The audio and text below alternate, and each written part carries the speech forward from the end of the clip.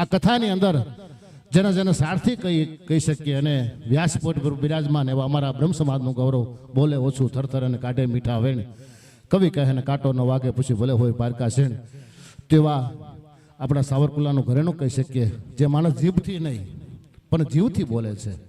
હા, પ્રિય બોલવું સજનતા દાતારી સુરપંથ જેનો કહેતો અભ્યાસા બિના કૃપા ભગવાન કૃપા એના માતા પિતાની અને ઈશ્વરની કૃપા હોય ને તો સાહેબ સારું બોલી શકીએ.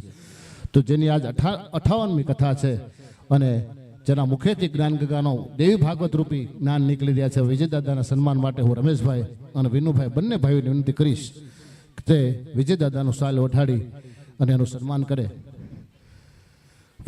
અને કુંડલામેની સાપ ગોલ્ડન છે, 24 કેરેટ, ઓન ધ સ્પોટ, ભાવ જવડો, નો ઘરેણું થાય, નો ઘાટ થાય.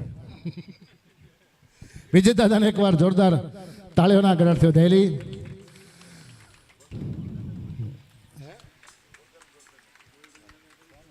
હા, એની છાપ અમારે ગોલ્ડન દાદા તરીકે છે, 24 કેરેટ. એમ 24 કેરેટનું હોનું લ્યો ને એનું ઘરેણું ન બને.